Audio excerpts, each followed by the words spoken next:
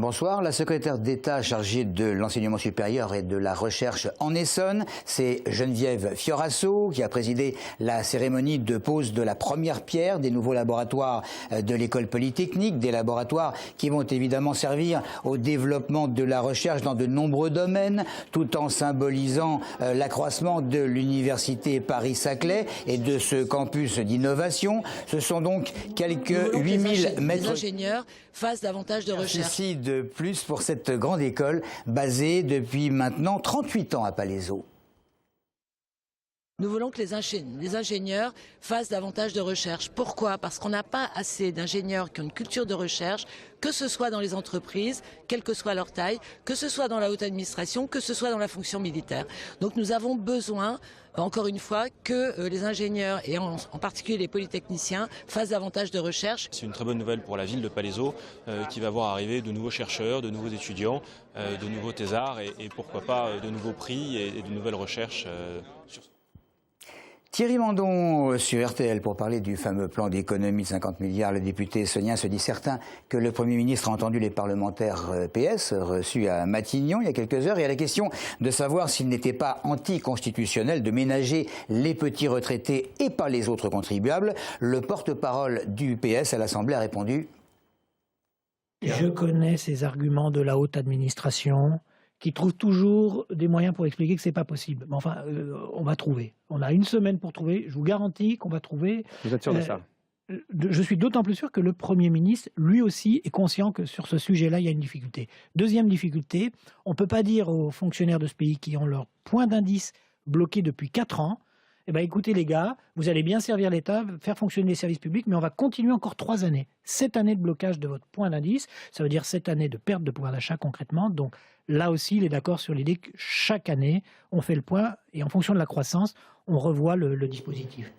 Retour dans le département ce matin à l'appel d'une douzaine de maires en Essonne. Une conférence de presse avait lieu à Évry pour demander le report d'1 an de la réforme des rythmes scolaires. Une trentaine d'élus se sont présentés à la réunion, tous bien décidés à ne pas appliquer le décret lors de la prochaine rentrée. Ils critiquent notamment le manque d'équilibre pour les enfants, une réforme inégalitaire, je cite, entre les communes, et des coûts trop importants pour les villes et les villages. Explication d'Audrey Coll. Le maire de Janvry était fier ce matin de faire de l'Essonne le département le plus frondeur de France selon ses mots.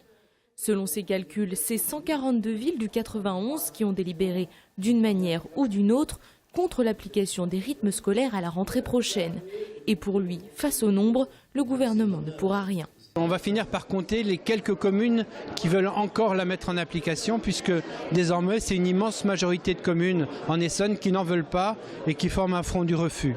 C'est à Ris-Orangis qu'est né le mouvement des Gilets jaunes, des parents d'élèves opposés au rythme scolaire déjà appliqué dans leur ville. Le petit village de Janvry a été le premier conseil municipal à délibérer contre le décret. Aujourd'hui, les maires présents demandent le report d'1 an de la réforme pour en discuter avec le gouvernement. C'est dangereux pour le rythme de l'enfant. Toutes les expériences sont catastrophiques. Les cours de coloriage permanentes, alors qu'il faudrait au contraire des savoirs fondamentaux, améliorer le soutien scolaire. Il y a plein de choses à faire. Moi, je ne suis pas fermé.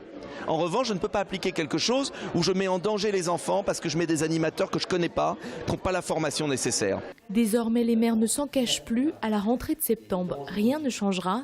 Les écoles seront fermées les mercredis et samedis matins et ils n'appliqueront pas la réforme en l'état. Pour certaines familles, il est trop tard pour souvent lorsqu'elles s'aperçoivent que l'un des leurs, souvent un adolescent, est parti direction la Syrie ou ailleurs, endoctriné la plupart du temps par des responsables de filières djihadistes. Alors Camille Rollo, Aurélien Barthes et Fanny Bourdillon sont allés interroger les Essonniens à ce sujet. Le djihad, c'est quand, clairement on va rentrer dans l'aspect religieux, c'est quand l'État est en contradiction avec les lois religieuses. Tous ceux qui partent là-bas, je pense qu'ils n'ont pas compris réellement le sens et les idées reçues. Ils cherchent des références qu'ils ne trouvent pas à portée de chez eux, quoi. La sortie du territoire doit être justifiée par une autorisation des parents. À leur âge, ils ne vont pas aller faire la guerre. Pour quelque chose qu'on leur a mis dans le crâne. C'est des jeunes qui sont manipulés. Ils sont innocents ces petits là. Les jeunes sont l'avenir du pays, donc ils doivent être pacifistes. Je suis contre les gens qui vont faire le djihad, les jeunes manipulés, ouais, ça me touche. Ça peut arriver même à mon frère, à mon fils. Pour moi, un jeune qui va faire la guerre en Syrie, c'est vraiment dommage. Parce que avec toutes les choses qu'il y a à faire en France, qu'est-ce que tu allais faire là-bas à perdre ton temps, à vouloir sauver quoi que ce soit, alors que même s'il y a 1000 jeunes qui y vont, ils vont rien changer sur la réalité des choses. Ils vont rien changer sur la guerre, ils vont rien changer sur tout ce qui se passe. Ça s'est passé à Breuillet, pas loin de Saint-Chéron, la mort d'un homme dans un conteneur de recyclage. La victime d'une vingtaine d'années s'est probablement coincée en tentant de dérober des vêtements. Le jeune homme est mort par asphyxie, la tête coincée dans le mécanisme de dépôt, mécanisme qui aurait dû être immobilisé par un comparse pour éviter les risques. Image signée William L, comme celles qui vont suivre.